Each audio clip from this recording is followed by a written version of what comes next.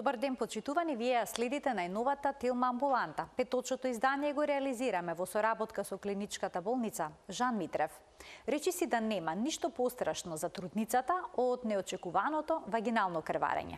Зошто доаѓа до вагинално крварење во бременоста? Дали е тоа секогаш опасно за бебето? Што доведува до крварење во бременост и дали секогаш има причини за страв? Разговараме со доктор Владимир Кишевски, гинеколог акушер. Останете на Телма, проследете ја Телма амбуланта и дознаете се за овој проблем во бременоста.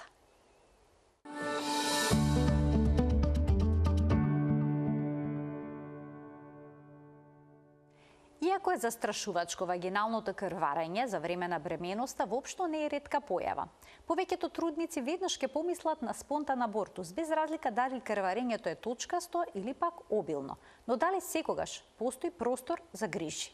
На оваа тема денеска разговараме со доктор Владимир Кишевски, гинеколог акушер во клиничката болница Жан Митрев. Докторе, добре ни дојдовте. Добро ве најдов. Ви благодарам за поканата во вашата емисија. Се надевам дека ќе успееме да објасниме повеќе состојби кои се поврзани со крварењето во бременоста и да помогнеме во решавање на дилемите кај трудниците.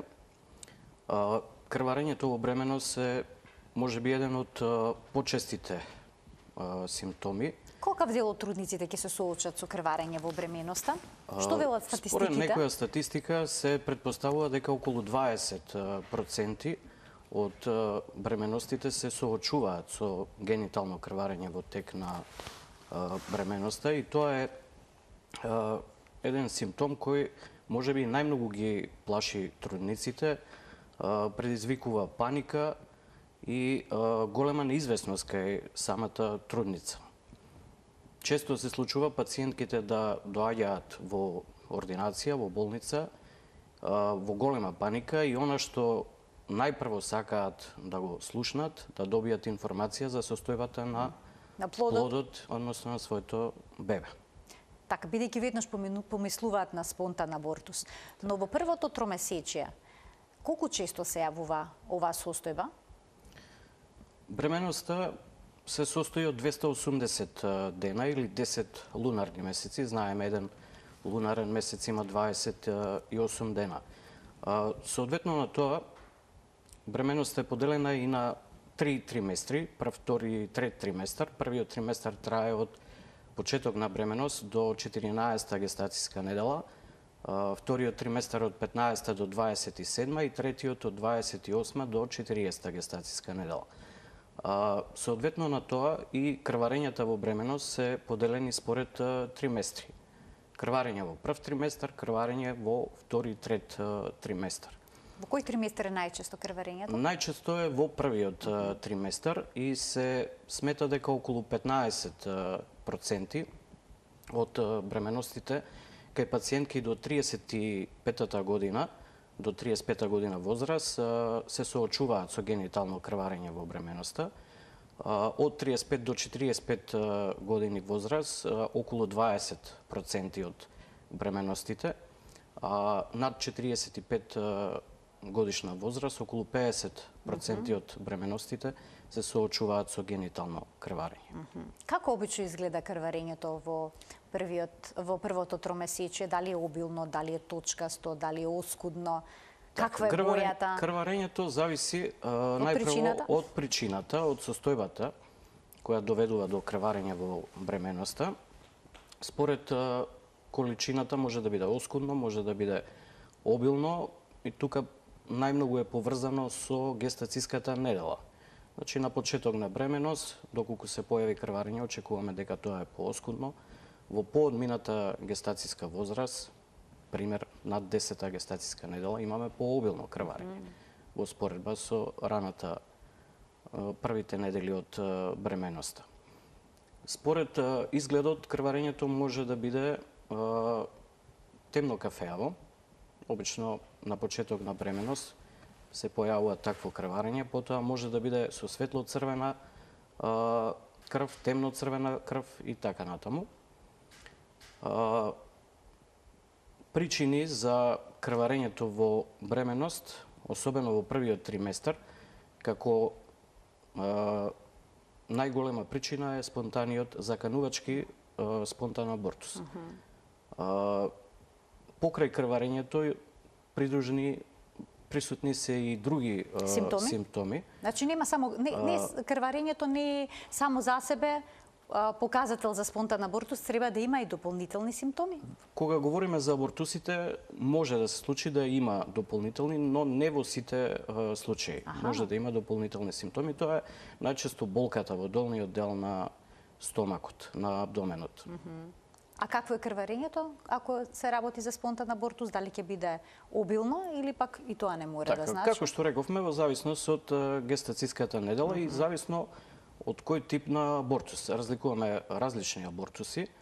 Најпрво крварењето на почеток на бременост може да биде имплантационо крварење и тоа обично се јавува неколку дена пред очекуваниот менструален циклус и во одредени случаи е можеби единствениот знак за бременост пред лабораториски да ја потврдиме бременоста преку одредување на бета-ХЦГ хормонот.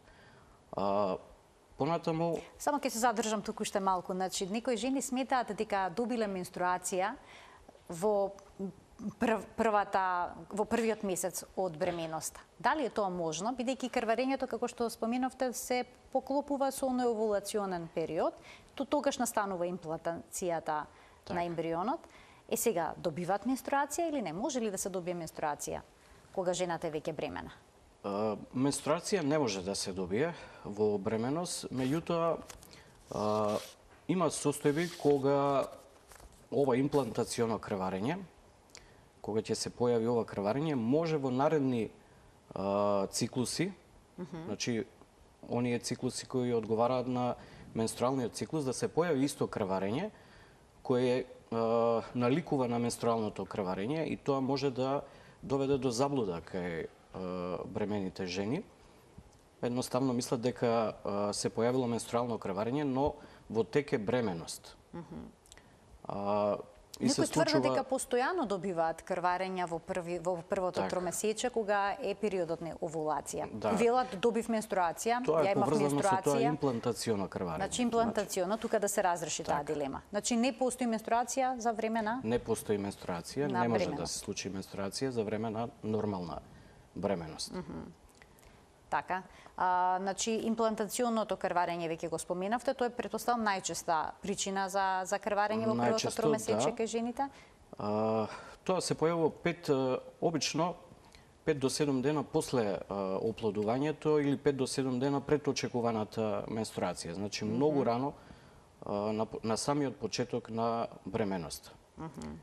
Понатаму, како што напредува бременоста, може да имаме заканувачки абортус, крварење кај заканувачки абортус.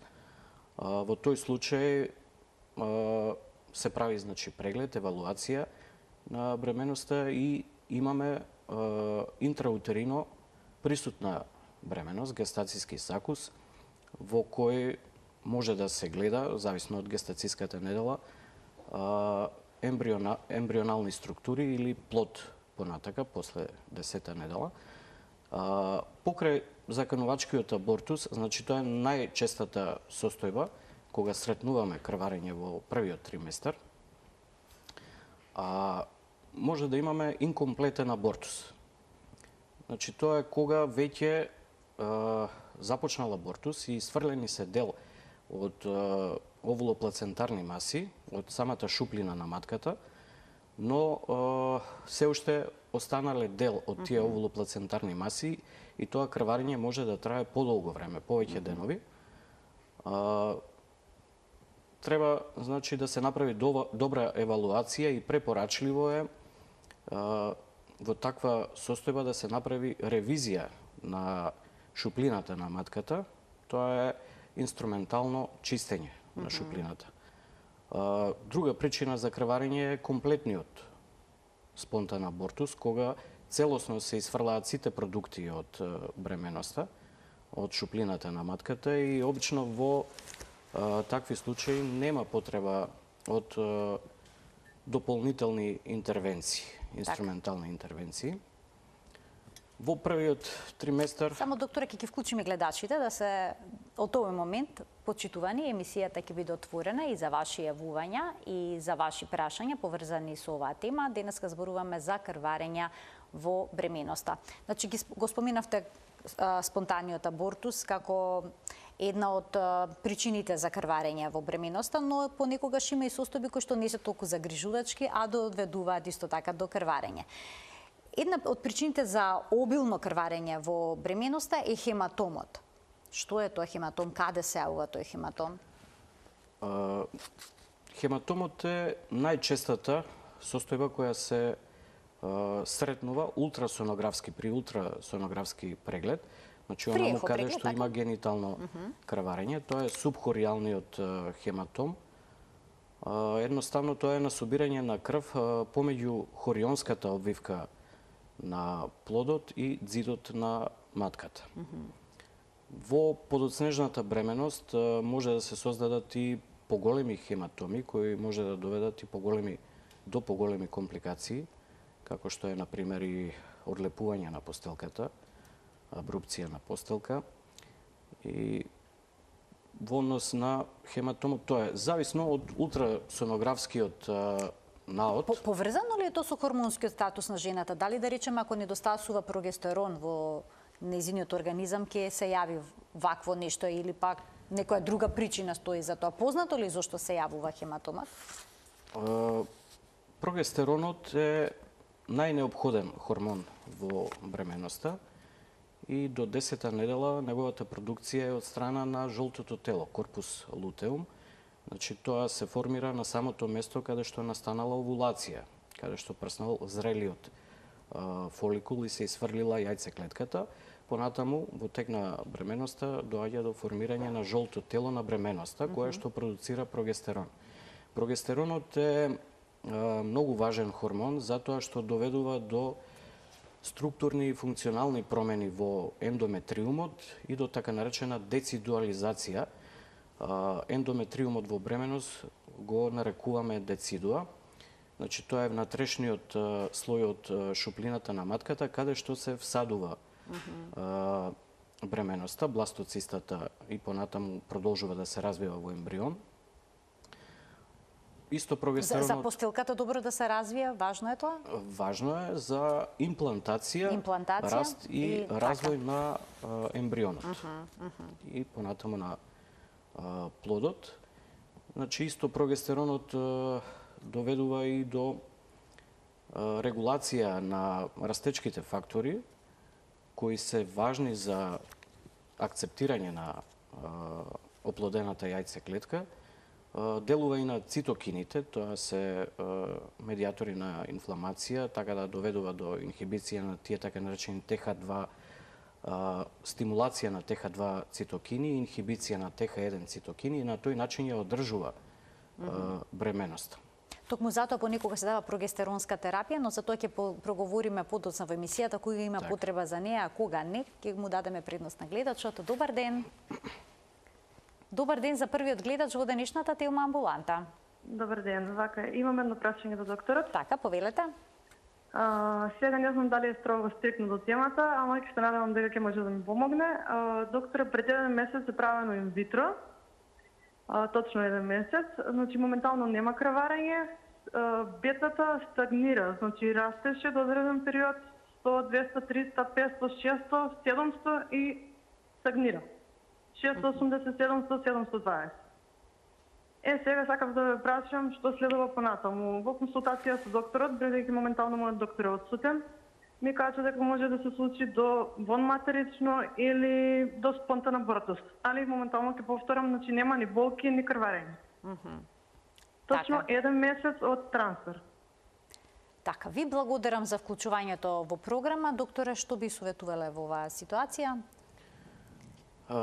Бета-ХЦГ е хормонот на бременост и нормално е во рок од 48 часа да се зголемува минимално за 60%. Значи од претходната вредност. Како што кажа пациентката, тука имаме така наречено плато на вредноста на бета-ХЦГ, значи немаме нормален пораст.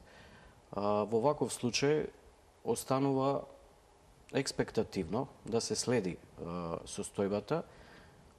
Како што кажа, 4 недели од трансферот, интраутерино, со помош на ехо, ултрасонографски, потребно е 5 гестацијски недели за јасно да се види гестацијски сакус, така да мислам добро е да се почека уште неколку денови. Не е лошо да се направи повторно бета-ХЦГ, титар на бета-ХЦГ и да се утврди дали има интраутерина бременост или не. Значи да се почека уште малку и да се направи уште еден. Така. Веќе гледачката спомена вонматерична бременост. Што е тоа вонматерична бременост? Каде се всадува ембрионот во тој случај? Бременоста нормално се всадува во шуплината на матката. Значи, оплодувањето настанува во јајцеводите на матката, во ампуларниот дел на јајцеводите и во рок од 3 до 5 дена оплодената јајцеклетка, значи патува низ јајцеводот и се имплантира, се всадува во зидот на матката. Доколку не се случи овој нормален процес, односно нема всадување во шуплината на матката на нормална локализација, може да размислуваме за вонматерична бременост, за екстраутерина бременост. Значи, тоа е секоја бременост која што почнува да се развива надвор од шуплината на матката. Најчесто, во 90% од случаите, тоа е, ја викаме, тубарна бременост, значи во јајцеводот се развива, во јајцеводот и може да доведе понатака до една опасна состојба, тоа е руптура на прскање на јајцеводот со појава на обилно крварење во самиот стомак, во крлицата и е придружена со повеќе симптоми, јака болка во долниот дел на абдоменот, доколку има поголемо крварење во абдомен, може да се појави болка во рамена, тоа е така наречениот знак на френикус. Така да тоа е една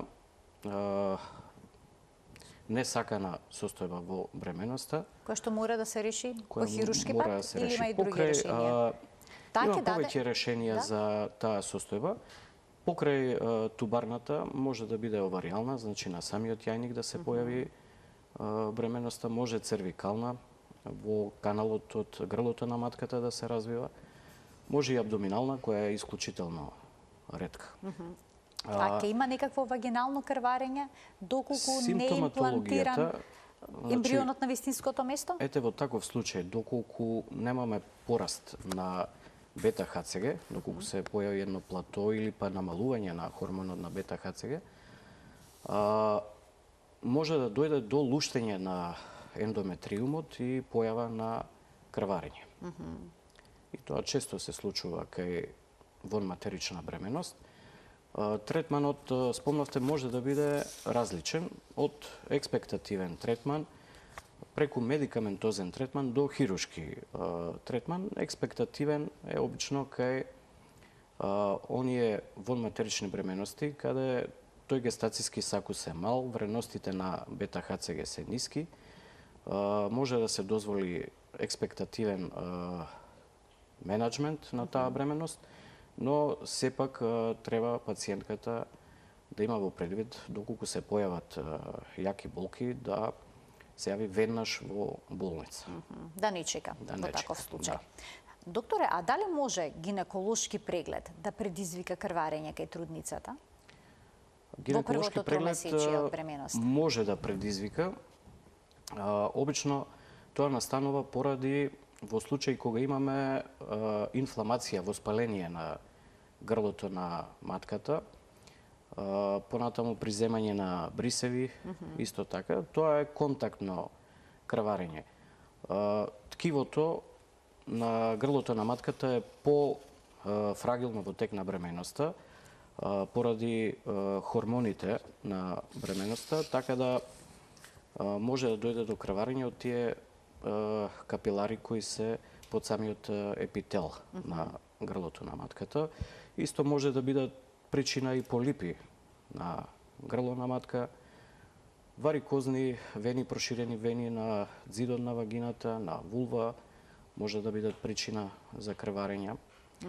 Значи, тоа се оние состојби кои не се поврзани со заканувачки спонтан абортус и така натаму. А дали сексуалните односи може да доведат Исто до крварење? Исто сексуалните односи, значи и во тој случај контактно е тоа крварење. Исто така е тоа контактно. Да. Така, кога зборуваме за крварењата во првото тромесечие, дали тие секогаш треба да бидат третирани со одредена терапија, како што е хормонската прогестеронска терапија? Дали секој крварење бара третман? Еве, кај овие контактни крварења не мора да се дава прогестеронска терапија, но рутински сите гинеколози даваат прогестеронска терапија, а во онаа состојба кога имаме заканувачки имаме јасна симптоматологија дека станува збор за заканувачки абортус, или па гледаме на ехо дека постои ретрохориален, субхориален хематом, неопходно е давање на прогестеронска терапија. На кој начин се дава оваа терапија? Единствениот третман. Може да се дава интрамускулно во вид на инекции, но може да се дава и перос, и интравагинално. Да, постојат различни препарати за интравагинална употреба, за перорална употреба и така натаму. Обично колку долго се земаат? Зависно од состојбата. Се препорачува доколку е тоа крварење во првиот триместер од бременоста до 12-та недела да се користи прогестеронот, а понатаму самиот гинеколог ќе одлучи дали има потреба или нема потреба да се продолжи. Прогестеронската терапија може да се користи до 36-та гестацијска недела, но спомнав според потребите. А може да предизвика некакви несакани ефекти? Прогестеронот како хормон секако дека може да предизвика, но ретки се тие несакани ефекти. Едни од симптомите, несаканите ефекти се главоболка, задржување на течност и чувство на надуеност, вртоглавица, нервоза и така, и други симптоми. Дали прогестеронската терапија може да спречи спонтан абортус? Прогестеронската терапија и затоа ја ординираме за да ја одржиме бременоста, да го спречиме заканувачкиот абортус, но не секогаш е доволно ефикасна. Така да не може апсолутно да мислиме дека прогестеронот ќе го сопре, например, еден абортус, но според многу студии утврдено е дека во секој случај прогестеронот помага, но не во некој голем процент. Значи не е чудотворен? Не е она што очекуваат жените дека доколку крварат и земат прогестеронска терапија, со сигурност бременоста ќе биде задржана, тоа не е возможно. Што е со оние кои што имаат хемиска бременост, докторе? Што е тоа хемиска бременост и дали таа е проследена со крварење во првото тромесечие? Се проценува дека една од 8 бременности е биохемиска бременост. Тоа е состојба биохемиска, се извинувам. Да, тоа е состојба кога имаме покачена вредност на бета-ХЦГ, на хуманиот хорионски гонадотропин, но немаме клинички утврдена бременност, односно на ехо не сме утврдиле постоење на гестацијски сакус во кавумот, во шуплината на матката. Многу често таа биохемиска бременност и не се забележува од страна на самата жена. А што е тоа моларна бременост? Моларната бременност е абнормална бременност. Се карактеризира со пролиферација на трофобласно ткиво. Тоа е една поспецифична состојба, ретка состојба е, но се појавува. Моларната бременност е поврзана со хромозомски аберации. Значи, тие хромозомски аберации може да бидат од страна на јајцеклетката, може да бидат од страна на сперматозоидот или па може да настанат кај самиот зигот, Тоа е фаза од развојот на оплодената јајцеклетка, зигот па бластоциста па ембрион и така. Значи може да настанат тие хромозомски аберации и кај самиот зигот во една од фазите на делба. При тоа се разликуваат, тоа е така речено болест на постелката.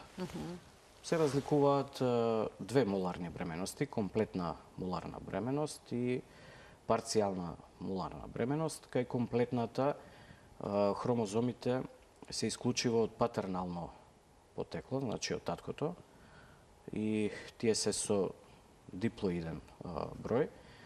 Кај парцијалната и кај моларната бременост нема развој, воопшто нема развој на ембрион, на зачеток, туку има развој само на плацентарно ткиво,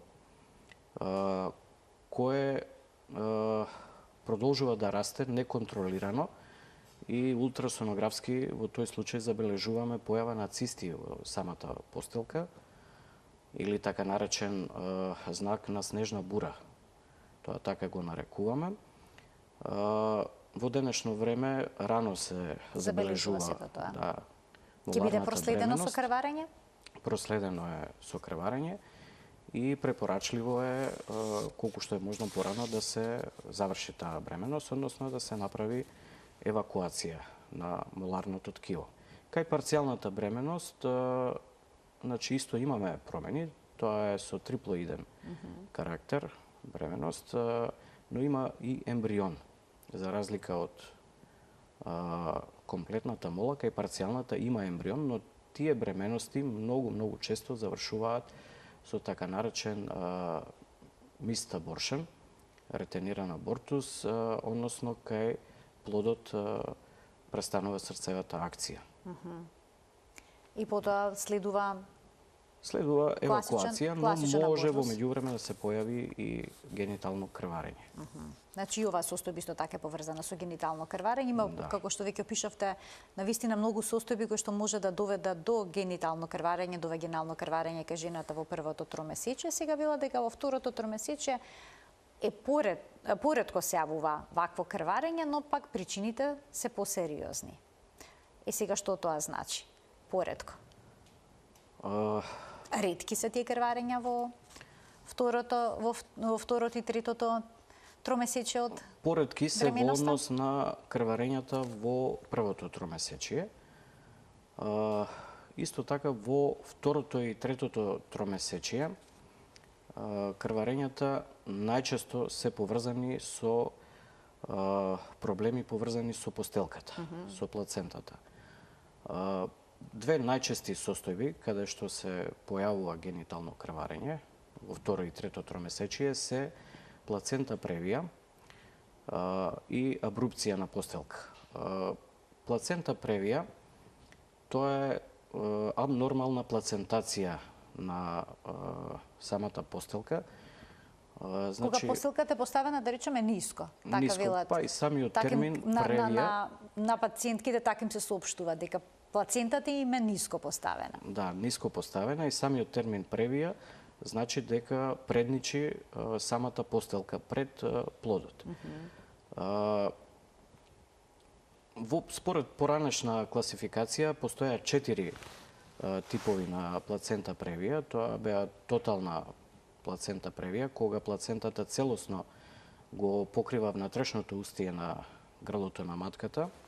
Парцијална плацента превија, кога делумно го покрива грлото на матката. Маргинална, кога долниот раб од постелката допира до работ на устието од грлото на матката, и ниско поставена постелка, чиј долен раб се наоѓа на растојание помало од 2 сантиметри од устието на грлото на матката. Според новата класификација има две поделби: тотална плацента превија и сите други состојби се означуваат како ниско поставена постелка. Ризично е тоа за бременоста?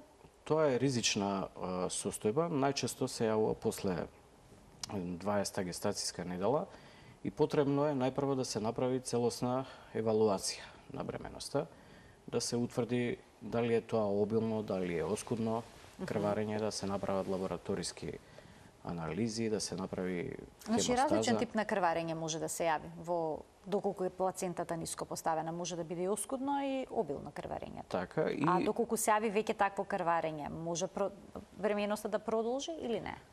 Најнеопходно е да ја процениме состојбата на плодот.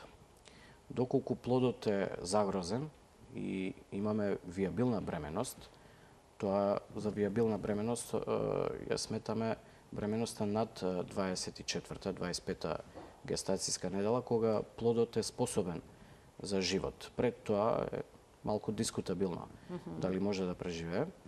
Во тој случај, доколку има обилно крварење, доколку процениме дека плодот е загрозен, мора да се заврши таа бременост. Породувањето најчесто е со царски рез. Значи, особено кај тотална. Во денешно време и штом има ниско поставена постелка или плацента превија, исклучиво породувањето е со царски рез.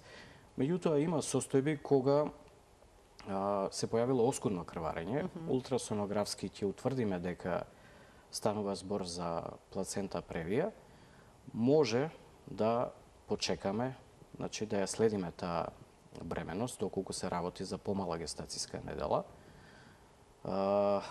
да почекаме да созрее плодот и во 36 до 37 гестацијска недела може да се заврши таа бременост. Обично кај плацента превија крварењата се повторуваат.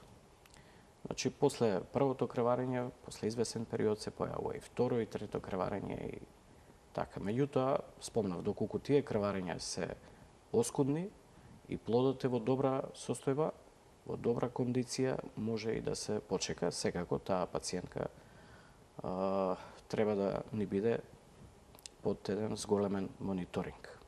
Докторе, има уште една сериозна состојба поврзана со плацентата, веќе ја споменавте, абрупција, односно одлепување на постелката. И тоа е исто така состојба која што ќе се манифестира со одредено вагинално крварење. Так. Па како изгледа крварењето и дали е проследено со некои дополнителни симптоми? Значи, и кај плацента превија и кај абрупција на постелка има крварење. Кај одлепување на постелката, кај абрупција, во 80% од случаите се појавува крварење, но може и да не се појави крварење, а да се формира хематом зад постелката. Разликата помеѓу клинички во однос на симптомите, помеѓу плацента превија и одлепување на постелката, абрупција на постелка, е во болката. Кај плацента превија немаме болка, додека кај абрупција на постелка се појавува болка во долниот дел на стомакот, може и во сакралната регија, во крсната регија.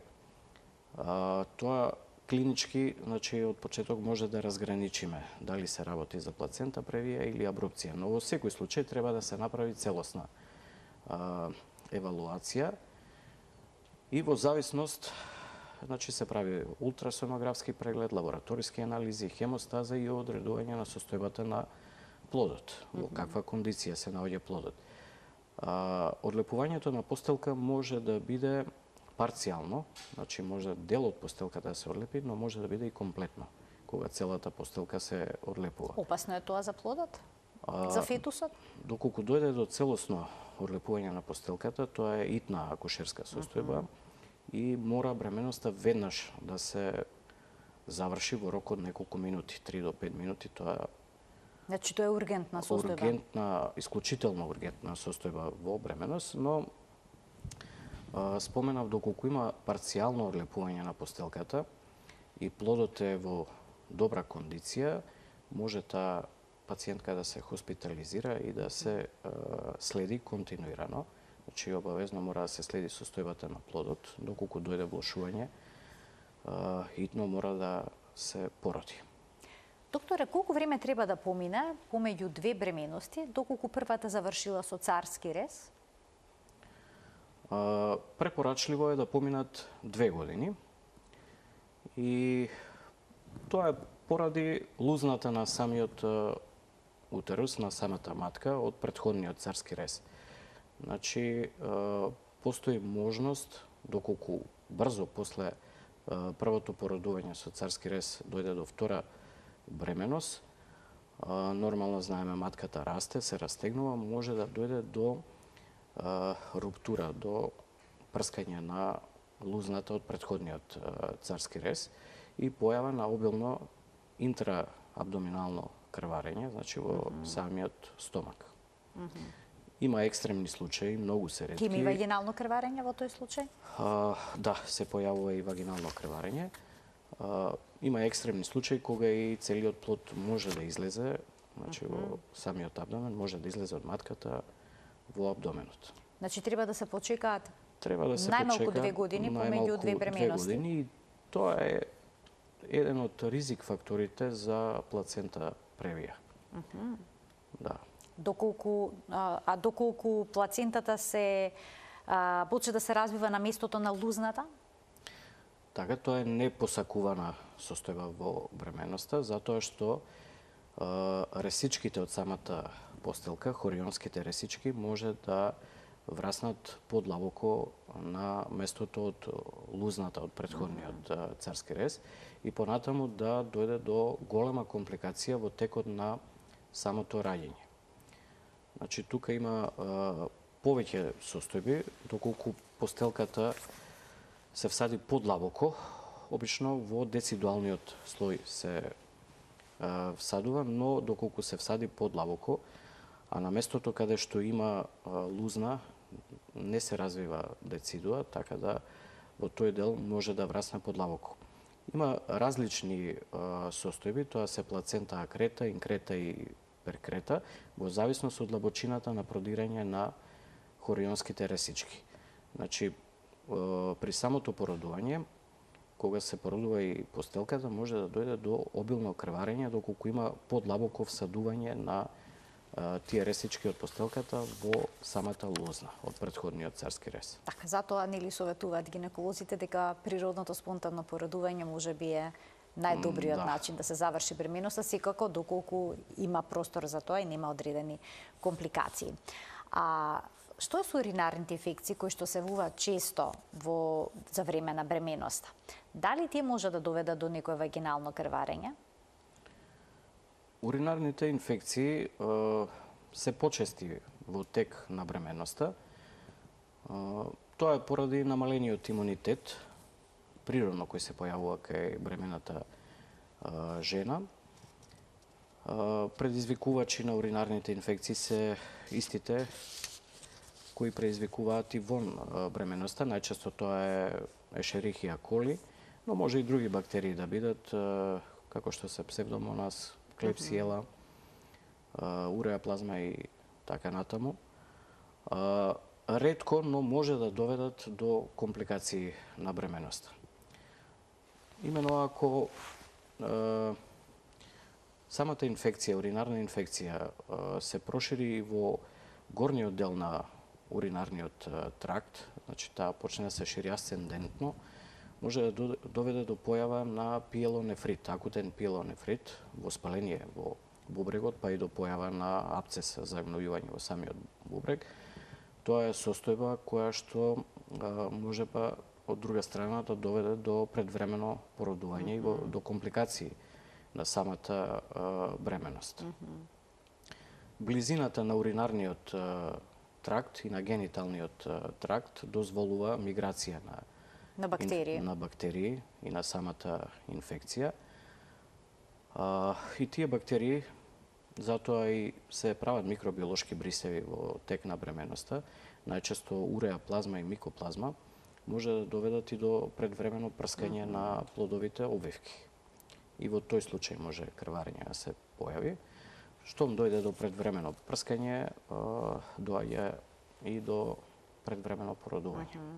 Така да уринарните инфекции можат да комплицираат бременост, но не се толку чести тие компликации. Не така. Бидејќи редовно следат трудниците и урини испитуваат и се решаваат на време овие проблеми доколку се јават, а дали појавата на вагинално крварење понекогаш може да биде прв знак дека породувањето започнало? Да, гениталното крварење се појавува во многу состојби. Значи, споменавме некои од нив, но може да се појави и при дилатација на грлото на матката, отворање на грлото на матката, прскаат капилари и доаѓа до крварење при самото отворање на грлото на матката и тоа... Како изгледа тоа крварење? Тоа крварење може да биде најразлично и светло-црвена боја, може да биде темно-црвена боја, може да биде кафеаво и така натаму, но доколку имаме крварење, особено во втори, трет триместар, она што ние го размислуваме гинеколозите, една од причините е и тоа предвременото породување, односно предвременото отворање на грлото на матката. А дали на временото породување може да започне на ваков начин? Со прскање на капилари при ширењето на грлото на матката, дали е нормално? Може да се појави крварење, но секако треба да се направи евалуација и да бидеме сигурни дека е тоа крварење од самото грло на матката. Не е од погорните делови. Погорните делови, горниот сегмент на матката, или не е од самата постелка. Затоа што споменавме, може да се сретне и кај одлепување на постелка, која што е многу посериозна состојба. Значи, секој крварење што ќе се јави, секој вагинално крварење што ќе се јави за време на бременоста, е неопходно да биде проследено со гинеколошки преглед. Значи, жената треба веднаш да се јави кај својот матичен гинеколог или кај било кој тоа е обавезно. гинеколог. Секоја пациентка која ќе примети генитално крварење, неопходно е да се јави кај својот гинеколог и да се направи целосна евалуација, за да се утврди итноста на таа состојба. Значи, се прави преглед под спекулум, се прави ехо на самата бременост, лабораториски анализи, евалуација на самиот плод, на состојбата на плодот и така. Колку често се јавуваат трудниците поради крварење за време на бременоста кај гинекологот? Како е вашето искуство? Скоро секоја трудница која ќе искуси таков симптом се јавува на преглед. Мислам дека сите се во паника, претпоставувам. Сите трудници се јавуваат и доаѓаат со голем страв, во паника и како што споменав на почетокот, се нестрпливи, сакаат веднаш да ја знаат состојбата на плодот. Веднаш инсистираат да се направи ехо преглед и да потврдите дали чука срцето на плодот, дали е се во ред. Немам забележано некоја трудница која има генитално крварење да не се јавила на преглед. Значи нема рамнодушност во една ваква ситуација. Дали кај жените кај кои што се јавило безопасно вагинално крварење во првиот триместар од бременоста, може да го искусат истото искуство и со втората и со третата бременост? Може да се појави, како што спомнавме, постојат, ајде така да ги кажам, банални причини за крварењето, како што е контактното крварење, постојање на полип на грлото на матката,